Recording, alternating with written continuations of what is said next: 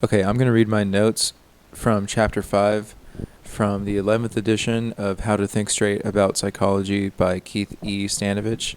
The first four videos about the first four chapters, I was saying Keith A. Stanovich for some reason, but it's Keith E. Stanovich. So these notes just come directly from the book, and they are just the ideas that I thought were the most important from this chapter. And they're definitely not a substitute for actually reading the book. So you should definitely still read it. These notes are just meant as a study guide. Okay, Chapter 5, Correlation and Causation, Birth Control by the Toaster Method. And the Chapter 5 summary, which is actually written at the end of Chapter 5, but I like to read it before going through the notes and after going through the notes. So Chapter 5 summary. The central point of this chapter was to convey that the mere existence of a relationship between two variables does not guarantee that changes in one are causing changes in the other. Correlation does not imply causation. Two problems in interpreting correlational relationships were discussed. In the third variable problem, the correlation between the two variables may not indicate a direct causal path between them, but instead may arise because both variables are related to a third variable that has not even been measured. If, in fact, the potential third variable has been measured, correlational statistics such as partial correlation, to be discussed again in Chapter 8, can be used to assess whether that third variable is determining the relationship. The other thing that makes the interpretation of correlations difficult is the existence of the directionality problem. The fact that even if two variables are causally related, the direction of that relationship is not indicated by the mere presence of the correlation. Selection bias is the reason for many spurious relationships in the behavioral sciences. The fact that people choose their own environments to some extent and thus create correlations between behavioral characteristics and environmental variables. As will be illustrated extensively in the next two chapters, the only way to ensure that selection bias is not operating is to conduct a true experiment in which the key variable is manipulated. 5.1. The third variable problem. The limitations of correlational evidence are not always so easy to recognize as the ice cream and toaster examples. When the causal link seems obvious to us, when we have a strong pre-existing bias, or when our interpretations become dominated by our theoretical orientation, it is tempting to treat correlations as evidence of causation. The history of pellagra illustrates the human cost of basing social and economic policy on mistaken inferences from correlational studies. This is not to say that we should never use correlational evidence. Quite the contrary. In many instances, it is all we have to work with. In some cases, correlational evidence is all we need, for instance, when prediction rather than determination of cause is the goal. Scientists often have to use incomplete knowledge to solve problems. The important thing is that we approach correlational evidence with a certain skepticism. The third variable problem. The fact that the correlation between the two variables may not indicate a direct causal path between them, but may arise because both variables are related to a third variable that has not even been measured. Spurious correlations. Spurious correlations are correlations that arise not because a causal link exists between the two variables that are measured, but because both variables are related to a third variable. There exist complex correlational statistics such as multiple regression, partial correlation, and path analysis that were designed to deal with third variable problems. These statistics allow the correlation between two variables to be recalculated after the influence of other variables is removed or factored out or partialed out. It requires similar statistical techniques, regression, partial correlation, to untangle the relationship between happiness and longevity. There is indeed a positive correlation. Happier people live longer, but from this correlation alone, we cannot conclude that happiness is the cause of greater longevity. In fact, some studies have shown, by using the statistical regression technique, that the correlation between happiness and longevity disappears when levels of health are controlled. The complex correlational statistics that allow us to partial out the effects of a third variable do not always reduce the magnitude of the original correlation. Sometimes the original correlation between two variables remains even after the partialing out of the third variable, and this result itself can be informative. Such an outcome indicates that the original correlation was not due to a spurious relationship with that particular third variable. Of course, it does not remove the possibility of a spurious relationship due to some other variable. For example, it turns out that the violent crime rate in the United States is higher in the southern states than in the northern states. Anderson and Anderson, 1996, tested what has been called the heat hypothesis, that uncomfortably warm temperatures produce increases in aggressive motives and sometimes aggressive behavior. Not surprisingly, they did find a correlation between the average temperature in a city and its violent crime rate. What gives the heat hypothesis more credence, however, is that they found that the correlation between temperature and violent crime remained significant even after variables such as unemployment rate, per capita income, poverty rate, education, population size, median age of population, and several other variables were statistically controlled. 5.2. The Directionality Problem. There is no excuse for making causal inferences on the basis of correlational evidence when it is possible to manipulate variables in a way that would legitimately justify a causal inference. Yet, this is a distressingly common occurrence when psychological issues are involved. Researchers who studied the correlation between eye movement patterns and reading ability inferred a causal relationship between more erratic eye movement patterns and poor reading ability in students. Schools implemented eye movement training because of this. It turns out the causal relationship was exactly the opposite. Poor reading ability caused the erratic eye movement. Training students' eye movements did nothing to improve reading ability. For more than a decade now, research has clearly pointed to word decoding and a language problem in phonological processing as the sources of reading problems. An example often pointed to in research methodology textbooks concerns a group of islanders in the New Hebrides who believed that lice made people unhealthy because healthy islanders often had a lot of lice and ill islanders often did not. It turns out that almost all islanders had some lice most of the time. As the lice intensify, they cause a fever which kills them. Unhealthy people more quickly got the fever and became free of lice. This created the observation that healthy people had more lice than unhealthy people, but the causality ran in the other direction. Poor health led to less lice, and better health led to more lice, rather than lice leading to health. After controlling for third variables and a causal relationship is established between two variables, you then have to determine the direction of the causal relationship, which is causing which. There are instances where causal relationships run in both directions. It was found that there was a causal relationship running in both directions. Being happy makes people more altruistic, and performing altruistic acts makes people happier. 5.3. Selection bias. SelfSelection bias. Self-selection bias refers to situations where people select themselves into a particular group rather than being randomly assigned to the group.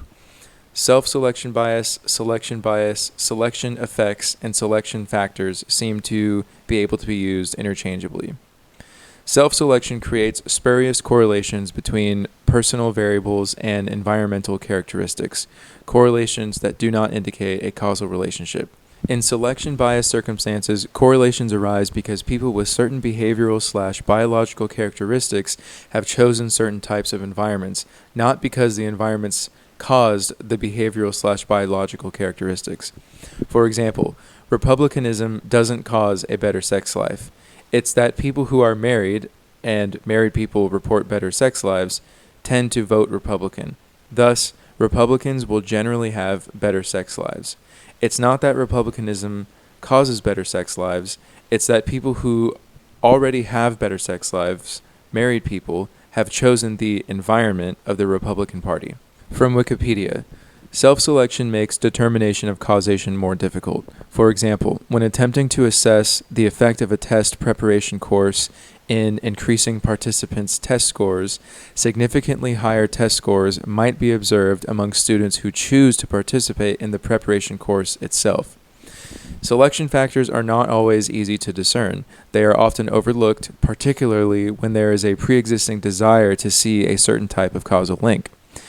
Tempting correlational evidence combined with a pre-existing bias may deceive even the best of minds.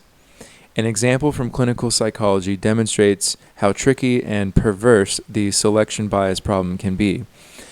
It has sometimes been demonstrated that the cure rate for various addictive appetite problems, such as obesity, heroin use, and cigarette smoking, is lower for those who have had psychotherapy than for those who have not. The reason, you will be glad to know, is not that psychotherapy makes addictive behavior more resistant to change. It is that among those who seek psychotherapy, the disorder is more intractable, and self-cures have been ineffective. In short, hard cases seek psychotherapy more than easy cases. This hard case self-selection bias is so ubiquitous that it has been called the clinician's illusion. The illusion being that clinicians tend to overgeneralize the characteristics of the extreme cases they see to the much larger population of milder cases that are less likely to come into contact with a clinician. Clinician's illusion. Overgeneralizing the characteristics of extreme cases seen by clinicians to the much larger population of milder cases that are less likely to come into contact with a clinician. Another self-selection bias example. New York started publishing mortality rates of cardiologists, the mortality rates of their patients. The problem was that a cardiologist could simply boost their ratings by seeking out easy cases and avoiding the most difficult cases. Jumping to conclusions when selection effects are present can lead us to make bad real-world choices. Many women were once encouraged to take hormone replacement therapy, HRT, after menopause because of reports that it lowered the probability of heart disease. But the early studies that had indicated this had simply compared groups of women who had chosen to take HRT, i.e., who self-selected the treatment, with those who had not chosen to take HRT. However, true experiments using random assignment conducted later on found that HRT actually did not reduce the likelihood of heart disease at all. The earlier studies involving self-selected samples had seemed to indicate that it did because women who chose to have HRT were more physically active, less obese, and less likely to smoke than women who did not choose HRT. World War II plain example of selection bias. An analyst was trying to decide where to put extra armor on an aircraft by looking at bullet hole patterns on planes that had returned from battle. The single group in this case was the planes that had returned. The analyst could not analyze both the planes that had returned and the planes that had not returned to compare bullet hole patterns. There was a bias, a selection bias, towards only the groups of planes that had returned. So the analyst decided to put the extra armor on the spots on the plane that were lacking bullet holes because he figured that the reason those planes were able to return was because they were lacking bullet holes in those specific spots he observed. He assumed the planes that did get shot down and did not return must have been shot in the areas where the returning planes did not get shot in. So the extra armor was placed on the areas that were lacking bullet holes on the returned planes. If the analyst had had both groups to analyze, both the returned planes and the planes that did not return, he would not have been able to fall into this seemingly obvious faulty reasoning. Productivity tied to the use of technology example of selection effects. Within corporations, employees who use technology are more productive. However, it is only the selected group of already productive employees who are given new technology to use.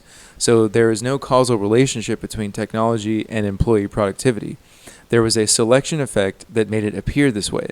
It was the selection of already productive employees that the technology was selected to be given to only. Health outcomes of drinking alcohol selection effect example. The group of people that drinks alcohol moderately has better health outcomes than both the group of people who drink heavily and the group of people who abstain from drinking entirely. So there is a clear positive correlation between moderate drinkers and positive health outcomes. However, we cannot say that it is the moderate drinking that is causing the health outcomes. In this case, the people who are self-selected in the moderate drinking group are likely to do everything moderately, including exercising and eating. It turns out that the group does a lot of things right. So in this case, due to a self-selection effect, we don't know if it is the moderate drinking or the moderate everything else that is the causal factor in positive health outcomes. Wine drinker example of selection effects. Wine drinkers have better health outcomes than beer and liquor drinkers. But wine drinkers also generally have healthier habits than beer and liquor drinkers. Wine drinkers also are generally more educated and affluent. After employing statistical regression techniques to control for these other factors, the correlation between wine drinkers and better health outcomes disappears. In this case, it was a selection factor at play. Wine drinkers are selected for the group of wine drinkers, and that group also has many other characteristics about it other than the actual wine drinking that are actually causally related to better health outcomes. They don't smoke as much as beer and liquor drinkers. They have generally healthier habits and are more affluent. Chapter 5 Summary.